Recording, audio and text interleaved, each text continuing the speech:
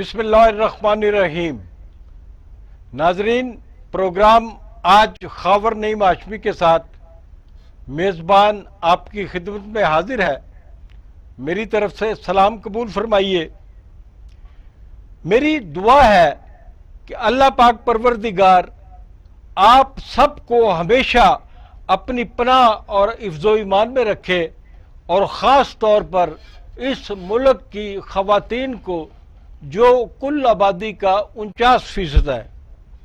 नाज़रीन ग्रामी, हम अक्सर ख़वातीन और बच्चों के खिलाफ जराइम के हवाले से आवाज़ बुलंद करते रहते हैं। लाहौर में एक दिन पहले गुजरावाला की रिहायशी खातून के साथ जो अंदोहनाक वाक़या पेश आया, सामने आया, इसने पूरे मुल्क में लोगों के दरो दीवार जो है वो हिला के रख दिए हैं। पाकिस्तान की 49% आबादी जो है वो खौफ में मुब्तला हो गई है। हर औरत जो है वो उसको समझ नहीं आ रही कि वो किस मुल्क में रह रही हैं, जिस मुल्क में ख़वातीन के साथ इतने भयानक और घिनौने वाक़यात जो है वो रूनुमा होते हैं। नाज़रीन ग्रामी, हमारे आज के प्रोग्राम में मेहमान ग्रामी हैं जनाब एसआर राना साहब। एसआर राना साहब एक इंतहाई सीनियर जर्नलिस्ट हैं और आजकल रोज़नामा पाकिस्तान के एडिटर हैं। उसके बाद हमारे पास इन्वेस्टिगेशन के माहिर रिपोर्टर मौजूद हैं हुसनैन चौधरी साहब। हुसनैन चौधरी साहब का कमाल ये है कि ये टेबल स्टोरी नहीं बनाते। हुसनैन चौधरी चीज़ों को इन्वेस्टिगेट करते हैं, वो मौके पे पहुंचते हैं, तहकीकात करते हैं और जब खुद मुतमईन हो जाते हैं कि मैंने अपनी स्टोरी जो है क्राइम की वो पूरी तरह अपने आप को सेटिस्फाई फील करते हैं, उसके बाद अपनी वो जो खबर होती है उसको फाइल करते हैं। और हमारे आज जो तीसरे मेहमान हैं शराज निसार साहब। शराज निसार साहब हमारे ही अदारे टीवी टुडे में सीनियर क्राइम रिपोर्टर हैं और इन्होंने ये जो है इनका भी एक तवील माजी है।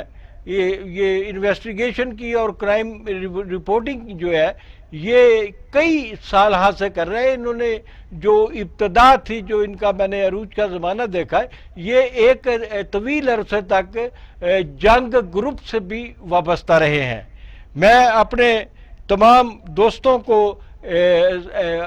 यहाँ पर वेलकम कहता हूँ, आपका खैर मकदम करता हूँ। और इसके अलावा नाजरीन, मैं आपको बताता चलूँ कि हमने आज अपने प्रोग्राम में टेलीफोन लाइन पर 2 माहिरीन नफ्सियात को भी लिया है। डॉक्टर जफर इकबाल हमारे साथ होंगे और डॉक्टर इमरान हाशमी हमारे साथ होंगे।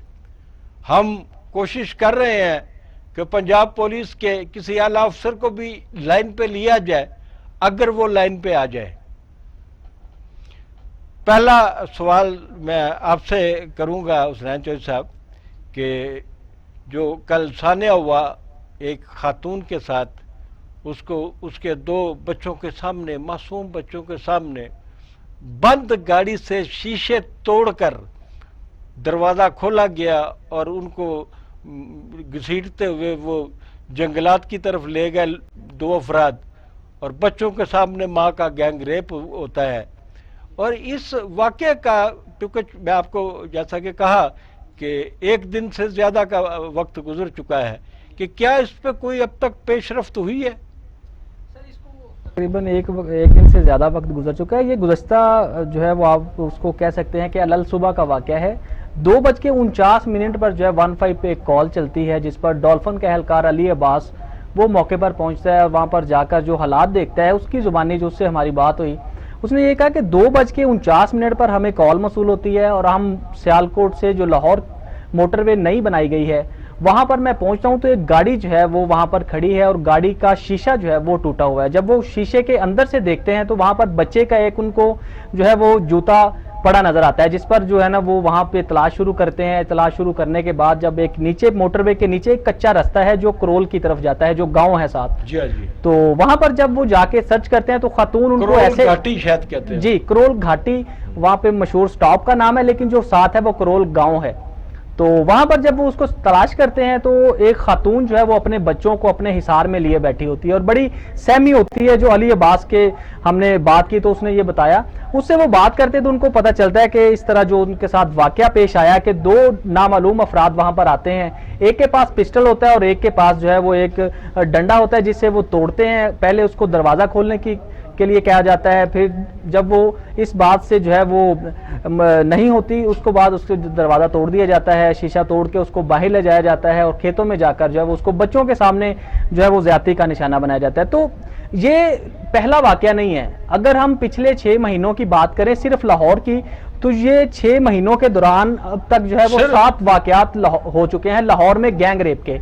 अभी कुछ ही दिन पहले एक रायबेंड में भी ऐसा वाकया हुआ, उधर भी यही 2 नामालूम डाकू वहां पर आए, उन्होंने जो है वो गन पॉइंट पर एक तो जेवरात नकदी लूट लिए और जो खातून थी उसको खामद के सामने जो है वो इस तरह का जो है ना वो ज्यादती का निशाना बनाया गया। उस पर भी पुलिस ने FIR दर्ज की। मतलब उसके बाद सेम कैटेगरी। और तीसरा एक और वाकया इसी गुज्जरपुरा का जो थाना ये एरिया है, गुज्जरपुरा में 3 माह पहले भी इस तरह का एक वाकया पेश आया था जिसमें 4 जो नौजवान थे उन्होंने जो है वो एक 20 साल लड़की के साथ रेप किया और वो भी इसी तरह का सेम सिचुएशन का जो है वाकया हुआ था। और अगर हम पूरे पंजाब की बात कर लेते हैं तो पंजाब में भी पिछले जो अभी 6 माह गुजरे हैं उसमें 77 वाकयात जो है वो मुख्तलिफ रीजन्स में हो चुके हैं, जिसमें लाहौर में 7 वाकयात जैसे मैंने बताया और गुजरावाला रीजन में जो है वो सबसे ज्यादा 30 वाकयात गैंग रेप के रिपोर्ट हुए हैं। लेकिन पुलिस की जानिब से वही एक जो कार्रवाई की जाती है, मुकदमा दर्ज करके जो है वो उसको किया जाता है। लेकिन ये केस इस वजह से हाईलाइट हो गया कि इसको सोशल मीडिया में जो है वो जब ये केस देखा गया तो उस पर जो है वो चीजें चलती गई और CM ने भी नोटिस ले लिया और फिर आज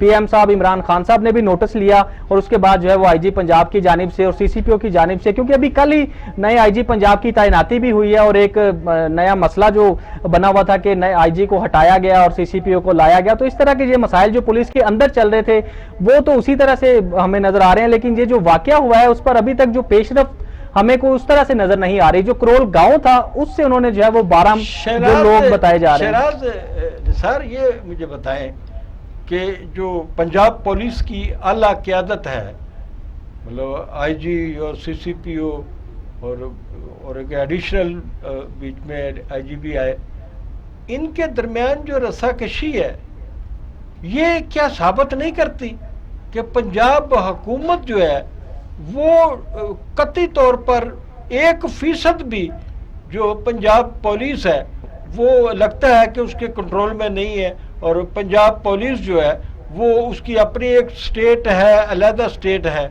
और आपके ख्याल में ये इन वाकयात की जिम्मेदारी किस हद तक हम पंजाब हुकूमत पे डाल सकते हैं? जी बहुत शुक्रिया खावर साहब, बिल्कुल आपने ठीक कहा। इसमें पुलिस ऑर्डर जो 2002 है उसमें वाज़ह तौर पर लिखा हुआ है कि जो IG पंजाब तैनात किया जाएगा वो कम से कम 3 साल के लिए होगा। और अगर हम 2 साल में 5 IG सिर्फ इसलिए तब्दील करते हैं कि वो हमें यसर नहीं कर रहे, और जो डॉक्टर शुएब दस्तगीर को चेंज किया गया है, ये जिस दिन मरीम नवाज नैब के दफ्तर पेश हुई हैं वो उसी दिन तब्दील हो चुके थे। उनसे कुछ ऐसे मुकदमात दर्ज करवाने की कोशिश की जा रही थी जो उन्होंने वज़ीर आला पंजाब को इनकार कर दिया था कि जो मेरिट पे बहुत बड़ा इंकशाफ कर रहे हैं जी, जो मेरिट पे होगा मैं वही कर सकता हूँ, उसी दिन डिसाइड हो चुका था। लेकिन चूंकि वो ऑलरेडी ये मुकदमात उन्हें किन के खिलाफ दर्ज करने के लिए, मरियम नवाज के खिलाफ जी, नून लीग के खिलाफ जो है वो कहा जा रहा था, इनकी क़यादत के खिलाफ। जी बिल्कुल। और इसमें मैं ये ऐड करता चलूं कि एक हाई कोर्ट में मुस्लिम लीग नून के सीनियर रहनुमा ने रिट की है मौजूदा IG और मौजूदा CCPO के खिलाफ कि CCPO लाहौर तैनात हुए तो तीसरी हाजिरी है उनकी, दाता दरबार जरूर जाना चाहिए, सबको जाना चाहिए। अब ये जो वाकया कल वाला हुआ है, हॉट स्पॉट पुलिसिंग होती है। अब जब किसी जगह पे कोई ऐसा वाकया होता है तो पुलिस को ये चाहिए, हम अब जदीद साइंटिफिक दौर में हैं, कि वहां पे जो है वो गश्त बढ़ा दिया जाता है। ये गुज्जरपुरा की ही ज्यूरिसडिक्शन में तीसरा वाकया है और पहले वाकया जो है वो इसलिए वहां पे नई पुलिस बढ़ाई गई कि वो हाईलाइट नहीं हो सका।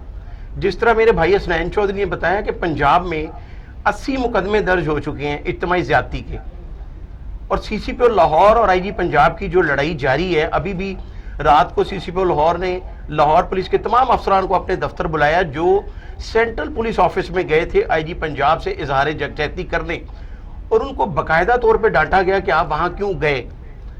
تو اگر کی پوسٹوں پہ بیٹھنے والے پولیس اہلکار جو ہے وہ اس طرح کریں گے تو میرا نہیں خیال کہ کرائم جو ہے وہ کنٹرول ہوگا. سینس آف سیکیورٹی جو ہے وہ شہریوں میں بڑھانی پڑے گی اور ہاٹ سپاٹ پولیسنگ کرنی پڑے گی. اظہار رانا صاحب، یہ ہمارے جو انتہائی کونا مشق اور سینئر انویسٹیگیشن رپورٹرز موجود ہیں ہمارے پاس دونوں، ان کی باتوں سے مجھے تھوڑی سی بو آتی ہے کہ وہ اسی حدود میں اس قسم کے تواتر کے ساتھ واقعات کا ہونا جو ہے، یہ ہو سکتا ہے کہ ملزمان کا تعلق پولیس سے ہو یا پولیس کی سرپرستی ان کو حاصل ہو. یہ آپ کے خیال میں؟ دیکھیں، بات یہ ہے کہ آج کی جو آپ کی ڈیبیٹ ہے نا، اس کے دو حصے ہیں.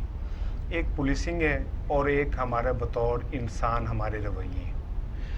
اگر فرض کریں، میں آپ کی بات کو وہ کرتا ہوں کہ پولیس کو کی بھی سپورٹ حاصل ہے، تو میرا سوال یہ ہے کہ کیا ہم روانڈا میں رہ رہے ہیں؟ کیا ہم کوئی مشرق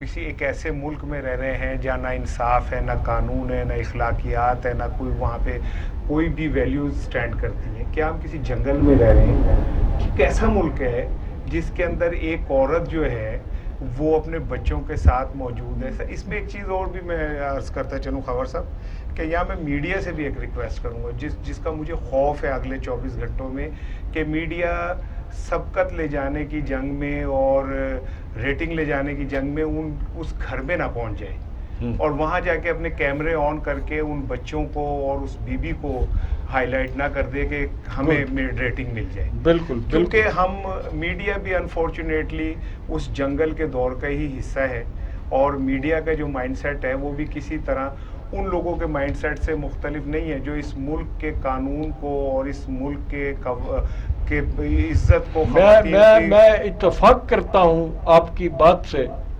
اور ایک میڈیا پرسن ہونے کی ناطے سے میں اپنے میڈیا کے تمام دوستوں کو جن کی یہ بیٹ ہے یا جو انویسٹیگیشن کرنا چاہ رہے ہیں، اس کیس میں خاص طور پر یہ خاتون جو اپنے 2 بچوں کے سامنے اجتماعی زیادتی کا نشانہ بنتی ہے، اس کے گھر تک پہنچنا، اس کے خاندان تک پہنچنا، اس کے سسرال تک پہنچنا، اس کے میکے تک پہنچنا، اس کے رشتہ داروں تک پہنچنا، یہ بجائے خود ایک بہت بڑا جرم ہوگا.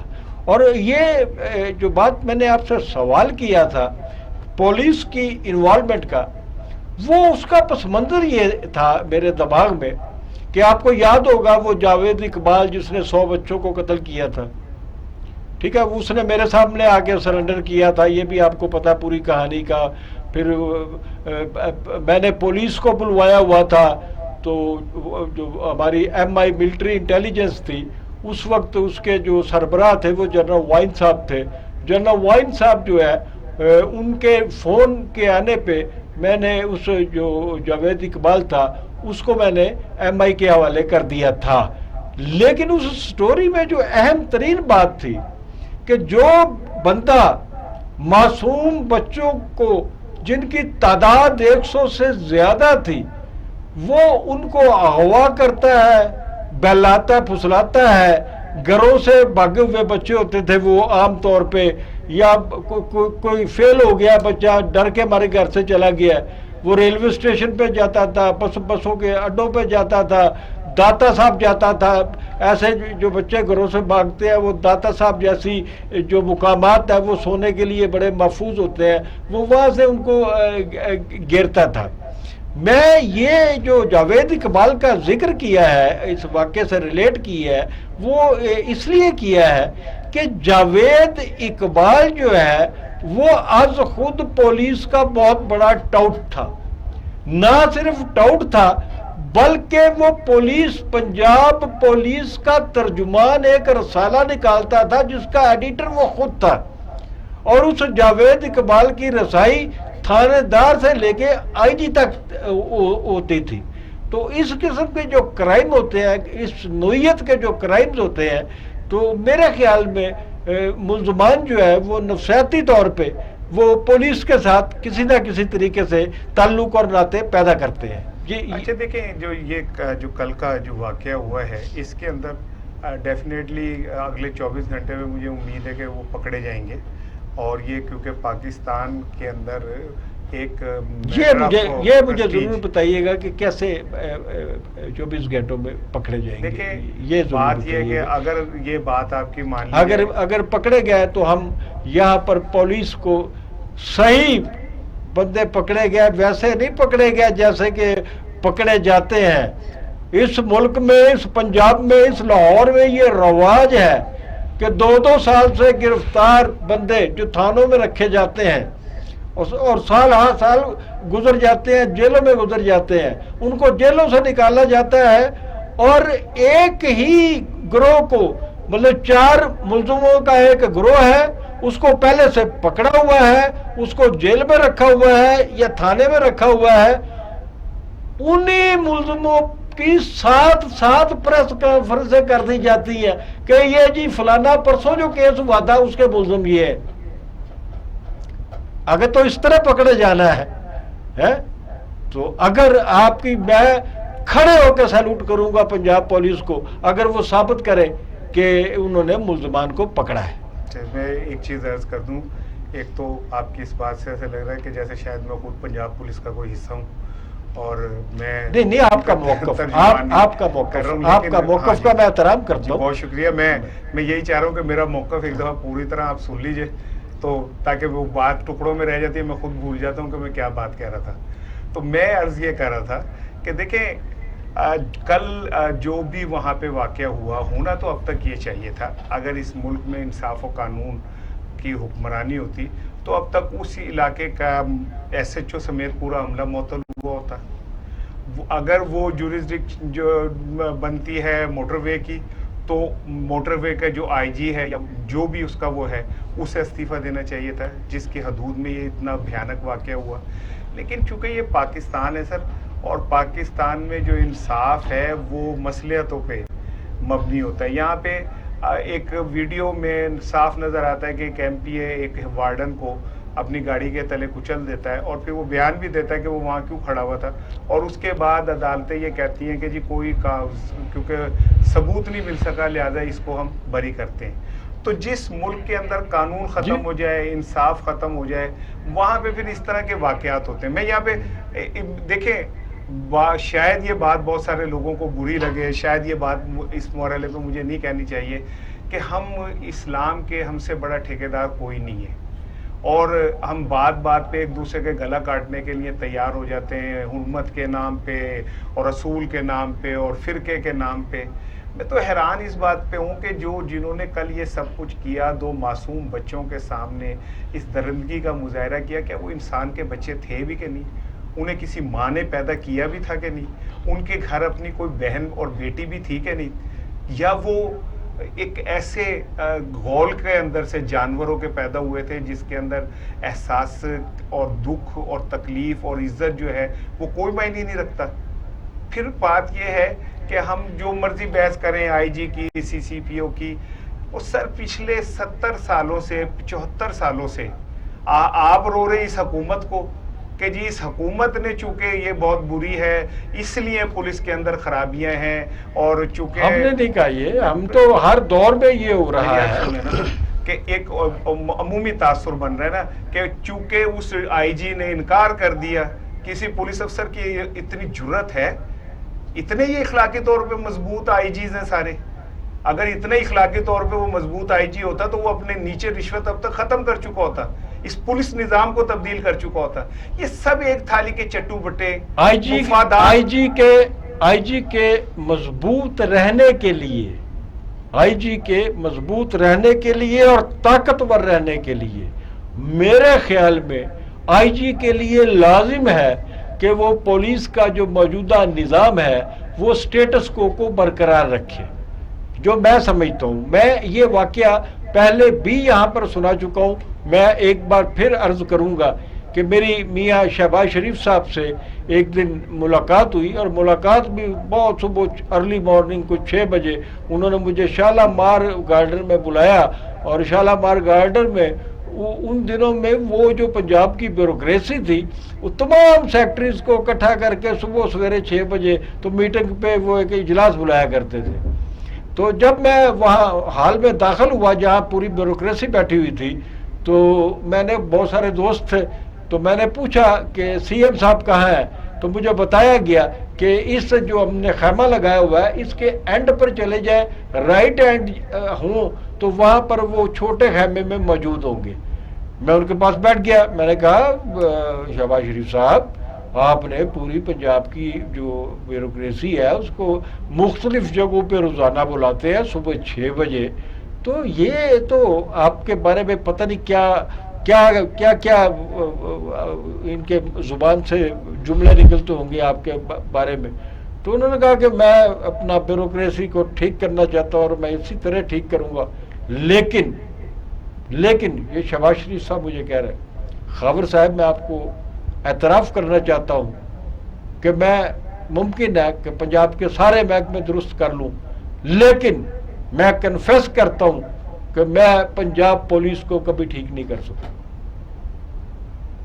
یہ وزیر اعلیٰ پنجاب جو ہے یہ ان کا. تو دوسری بات جو میں آپ سے کرنا چاہ رہا تھا، آپ نے کہا 2 دن میں یہ مسئلہ حل ہو جائے گا.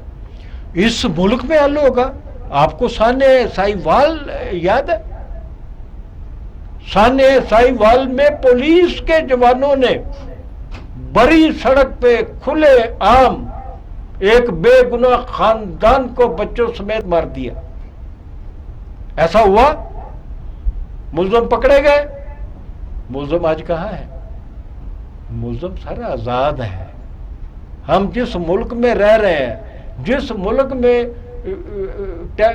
موٹر سائیکل، دیکھیں موٹر سائیکل کوئی نوجوان پولیس سے خوفزدہ، یہ وہ شاید دنیا کا بدقسمت ترین ملک ہے جس ملک میں لوگ پولیس کو اپنی محافظ سمجھنے کی بجائے وہ اس سے خوف کھاتے ہیں کہ اس کے پاس سے گزر گیا، کوئی مدعا نہ ڈال دے، پکڑ نہ لے، کوئی الزام نہ لگا دے، جیبیں نہ خالی کرا لے. اور بچے جو ہوتے ہیں عام طور پہ وہ موٹر سائیکل پہ 2 بیٹھے ہوتے ہیں، 3 بیٹھے ہوتے ہیں، وہ ڈر کے مارے جو ہے وہ بھاگنے کی کوشش کرتے ہیں، ان کا پیچھا کیا جاتا ہے، اور اگر 2 ہیں تو 2 کو گولیاں مار دی جاتی ہیں، 3 ہیں تو 3 کو گولیاں مار دی جاتی ہیں. اور اس کے بعد ان معصوم بچوں کو جو چھوٹی عمر کے ہوتے ہیں، طالب علم ہوتے ہیں، انہیں ڈکلیئر کر دیا جاتا ہے کہ انہوں نے پولیس مقابلہ کرنے کی کوشش کی تھی. ہم اس نظام میں زندہ ہیں. تو اس نظام میں جو ہم نے کیسے نہیں، آپ بے فکر ہیں شاہ جی، میں کوشش کر رہا ہوں نظام بدلنے کی، بدل لوں گا انشاءاللہ 24 گھنٹوں میں، 48 گھنٹوں میں. کوشش ہے، مجھے امید ہے کہ میں نظام بدل لوں گا. لیکن اصل بات یہ کہ جب آپ شہباز آپ اپنا نام بدل کے نظام رکھ سکتے ہیں میرا خیال میں. نہیں، میرا خیال ہے شاہ جی، اس میں میں عرض کروں کہ ہر شخص یہاں پہ نا ہمارے جو ہے وہ کیا کہتے ہیں اپنے آپ کو نا چیگویریا بن جاتا ہے اور وہ نکل جاتا ہے کہ میں انقلاب لاؤں گا. وہ شہباز شریف ہو، وہ کوئی جرنلسٹ ہو، وہ کوئی بھی ہو. انقلاب اتنا ہوتا ہے کہ آپ کے ارد گرد جتنے لوگ ہیں آپ ان پہ کیا اثر مرتب کر رہے ہیں. آپ کا چیگویریا کے بارے میں کیا رائے ہے؟ میری رائے کیا ہو سکتی ہے چیگویریا کے بارے میں؟ اگر کوئی آدمی، وہ وزیر اعلیٰ پنجاب ہو، کوئی جرنلسٹ ہو، کوئی دانشور ہو، کوئی بھی کسی بھی شعبے کا آدمی ہو، وہ آئیڈیلائز کرتا ہے چیگویریا کو، تو اس میں کیا قباحت ہے؟ نہیں، کوئی قباحت نہیں ہے. میں نے کب کہا ہے کہ قباحت ہے؟ اور اگر آپ کرتے ہیں تو بہت اچھی بات ہے اور کرنا چاہیے آپ کو، کہ اچھے لوگوں کو جو ہے نا ہمیشہ آئیڈیلائز کرنا چاہیے. لیکن میں چونکہ قائد انقلاب، آپ نے جس طرح حضرت شہباز شریف صاحب کا ذکر فرمایا، میری آنکھیں نم ہو گئی تھی ان کی اس جذبے کو دیکھ کے. لیکن اس ملک کا بیڑا غرق کرنے والے تو وہ خود ہیں.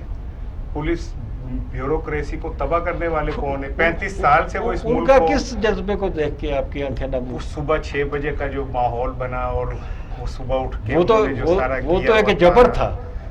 نہیں تو آپ کو تو جبر سے نہیں نہ بلایا ہوگا انہوں نے. وہ تو ایک نہیں، میں اپنے دفتر کے ایک کام سے اچھا کام سے گئے تھے؟ میں نے کہا شاید انہوں نے آپ کو سمن کیا تھا۔ میں کبھی کسی حکمران سے ملنے نہیں گیا، یہ آپ کو پتا ہونا نہیں چاہیے۔ میں اسی نہ بات پہ کسی حیران بیوروکریٹ ہو رہا سے ملنے گیا، مجھے 30 سال ہو گئے صحافت، مجھے آفیشیل ڈیوٹی میری لگی تھی دفتر کی طرف میں حیران ہو رہا تھا، میں کہ شاید ہی کیسے چلے گئے سید بادشاہ ایک بادشاہ کے دربار میں پابند ہونا چلے گئے، اچھا نہیں میں لگا۔ آپ کو وضاحت کروں، میں پہلے بھی یہ واقعہ بیان کر چکا ہوں، مجھے آفیشیلی بھیجا گیا تھا کسی دفتری امور کے حوالے سے۔ ہاں اس دور میں آپ کی بڑی گاڑی چلتی تھی ان کے ساتھ نا، آپ کے گروپ کی، مجھے اچھی طرح یاد ہے۔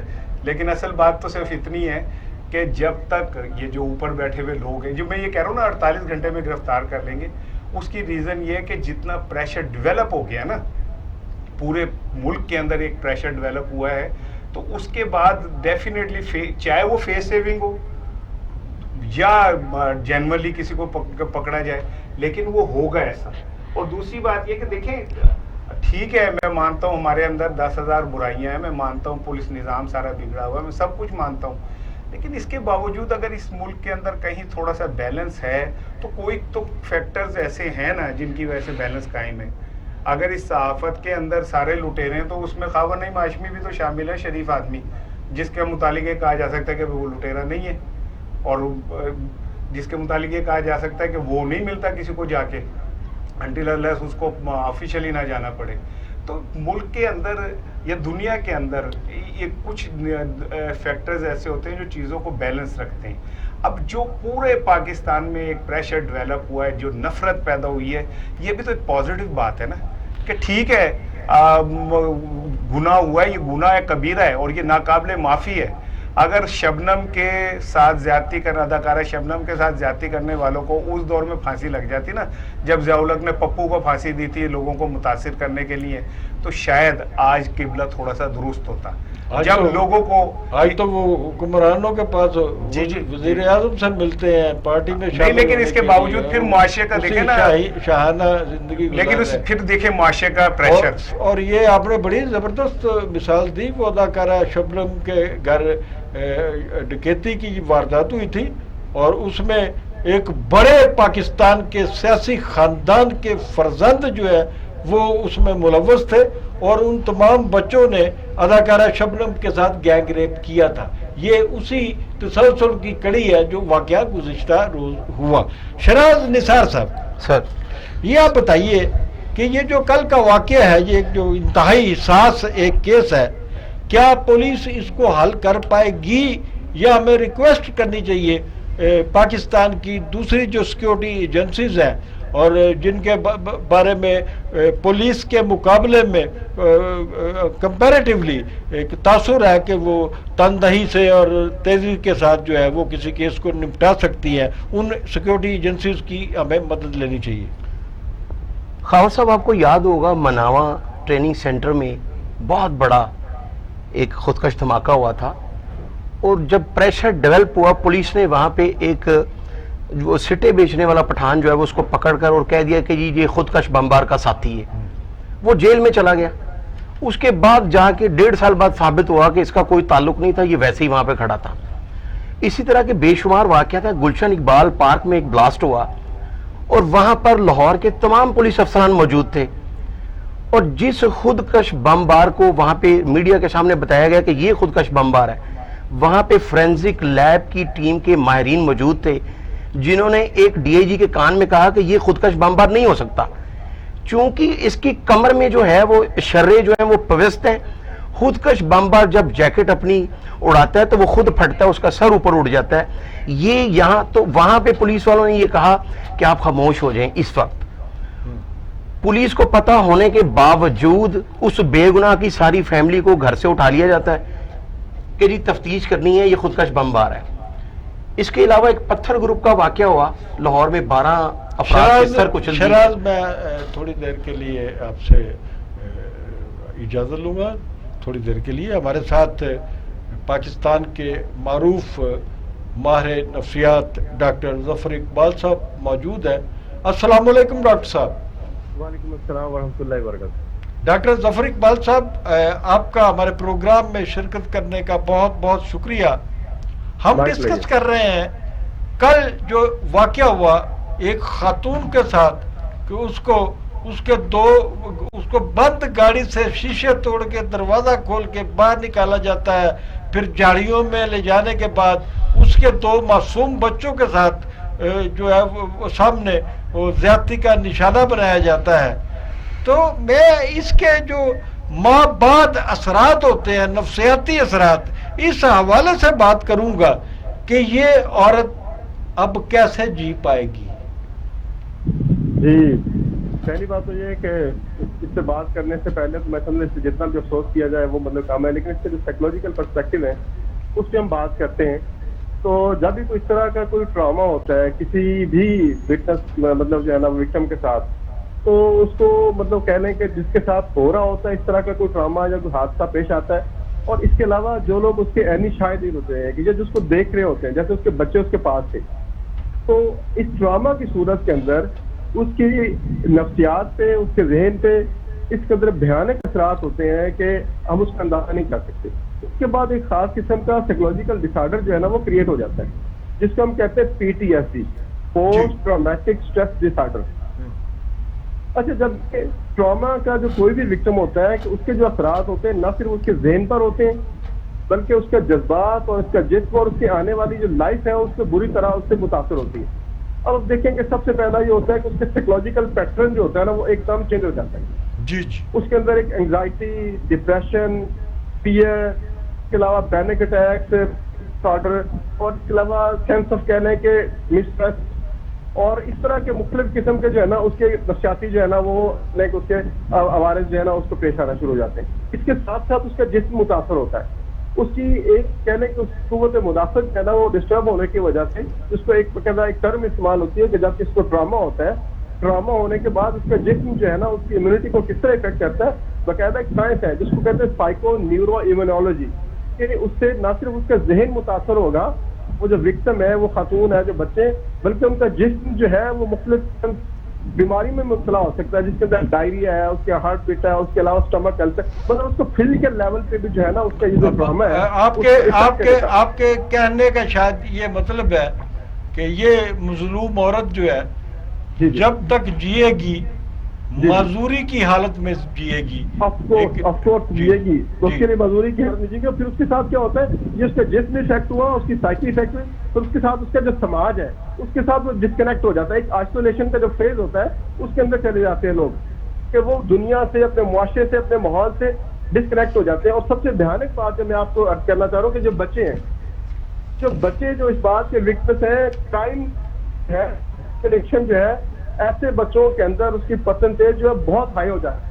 کہ جن لوگوں کو یا جن بچوں کو اس طرح کے چائلڈ میں اس طرح کا ٹرامیٹک ایکسپیرینس ہوتا ہے، ان کے جب وہ بڑے ہوتے ہیں، جوان ہوتے ہیں، تو وہ سوسائٹی کے اندر ایک کہہ لیں کہ کرمنل طور پہ بھی جو ہے نا وہ اپنے بیہیویئر کو نا، اپنے اس ٹراما کو جو ہے نا اس کو کوپ کرنے کے لیے مینیفیسٹ کر سکتے ہیں. اور اس کے علاوہ ڈرگز جو ہے نا وہ لینا، یہ بھی بات کر چائلڈہڈ کا جو ان کے ٹرامیٹک ایکسپیرینس ہوتے ہیں اس کی وجہ سے. اگر آپ یہ جو ڈاکٹر صاحب آپ ظفر اقبال صاحب آپ بات کر رہے ہیں، یہ میں نے ایک علیحدہ آپ کے لیے سوال رکھا ہوا تھا، اور میرا یہ سوال یہ تھا کہ یہ دو معصوم بچے جن کے سامنے ان کی ماں کے ساتھ جو اجتماعی زیادتی ہوئی ہے، تو ان کا فیوچر کیا ہوگا؟ کیا یہ بچے اپنی طبی جو زندگی ہے اس کے ختم ہونے تک کبھی کسی بھی ایک لمحے کے لیے بھی اس سانحہ کو فراموش کر سکیں گے؟ کیا یہ بچے اپنا مستقبل، روشن مستقبل تعمیر کرنے کے قابل رہیں گے؟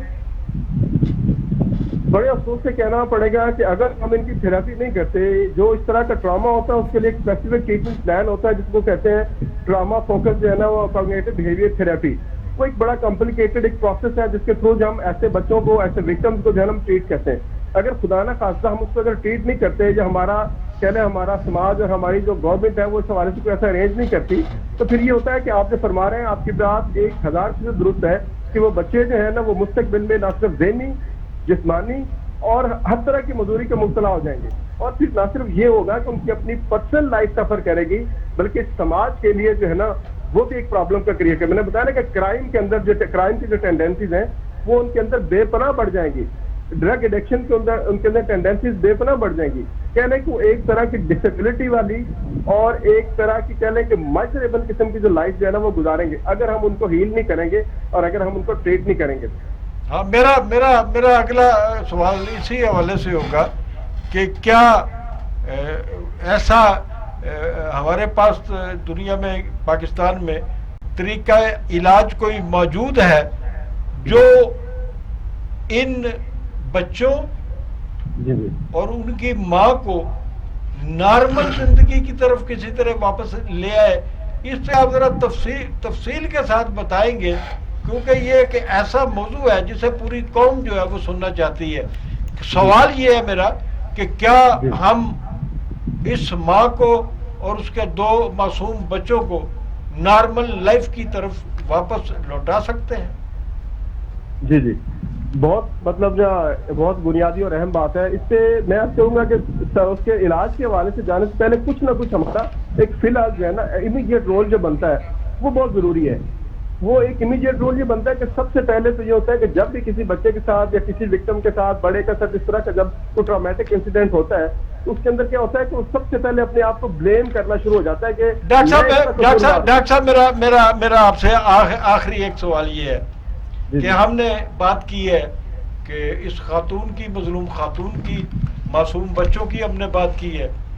मेरा सवाल ये है कि इस खातून का जो पूरा ख़ानदान है, इसके ससुराल वाले हैं, इसके मेके वाले हैं, इसके रिश्तेदार हैं, इनके खामद के भी दोस्त अहबाब होंगे, इस ख़ानदान के मर्दों के भी बेशुमार ताल्लुक वाले लोग होंगे, कि क्या इस वाक़े का एक बहुत लंबा चौड़ा लोग जो है जंजीर से बंधे होता है, जैसा एक खानदान जिसमें सैकड़ों लोग मौजूद होते हैं, उन पर भी असरात मुरतब होंगे? असरात मुरतब होंगे कि जितने उनके साथ जुड़े हुए। देखिए हम जो है ना एक जुनैनी मसला एक पूरी दुनिया के अंदर, जैसे उनका घर वाले के उनके साथ सोसाइटी है, उनके बच्चे सारे जो लोगों के साथ जुड़े हुए सारे इससे मुताबिक होंगे।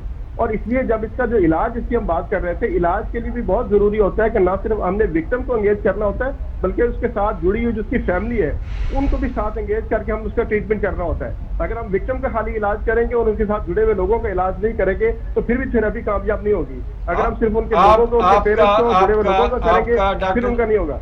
और मैं आपके इस प्रोग्राम की तरफ से एक बात जरूर अर्ज करना चाहूंगा कि इसका इलाज मुमकिन है। जैसे मैंने अर्ज किया कि उसका वो ट्रॉमा फोकस जो है ना कॉग्निटिव बिहेवियर थेरेपी है, और बल्कि मैं अपने आप को इस हवाले से अगर मतलब अपनी खिदमात को भी पेश करूंगा फ्री ऑफ कास्ट। अगर हुकूमत वक्त या इस तरह के लोग अगर चाहे वो खुद चाहें तो मैं इंशाल्लाह उनको जो है ना वो थेरेपी देने के लिए तैयार हूं। Thank you very much doctor Zafar Iqbal साहब, आपने इंतहाई सलीस जुबान में हमारे सवालात के जवाब दिए, और अल्लाह करे कि ये माँ, उसके बच्चे, उसका खावंद, उसके रिश्तेदार, उसका तमाम ख़ानदान जो है वो आप जैसे जो माहिरीन हैं, आप इनकी मदद करें और इनको नॉर्मल लाइफ की तरफ वापस लाएं। और ये ना समझे डॉक्टर साहब कतई तौर पे कि हुकूमत आपकी खिदमत हासिल करेगी या कोई और करेगा। हमारे ख्याल में आपको माहिरीन नफ्सियात के जो आपके साथी हैं उनका एक ग्रुप बनाना चाहिए और इस पूरे ख़ानदान की मदद करनी चाहिए। दोस्तों, आपने डॉक्टर साहब की गुफ्तगू सुनी, आपने कोई आप इस पर तबसरा करना चाहें? नहीं, देखिए मैं तो पहले भी अर्ज़ कर चुका हूँ कि इस मौके पे हमें मुआशरे को जो है ज़िम्मेदारी का मुजाहरा करना है, साफ़ियों को ज़िम्मेदारी का मुजाहरा करना है, और उस इलाके के रहने वालों को अगर उनके अंदर खौफ खुदा मौजूद है, कोई थोड़ा सा रह गया तो उन्हें ज़िम्मेदारी का मुजाहरा करना चाहिए। उन रिश्तेदारों को जहाँ पे वो खातून रहती है। थैंक यू वेरी मच दोस्तों, आप तीनों का बहुत बहुत शुक्रिया। नाजरीन, हमारे आज के प्रोग्राम का वक्त जो है वो ख़त्म हो रहा है, और ये जो मौजू है इस पर तो हम घंटों बहस कर सकते हैं, क्योंकि इसके बेशुमार पहलू जो हैं वो सामने आते हैं। तो मैं अपने मेज़बान को पीर तक की इजाज़त दीजिए। खुदा हाफिज़।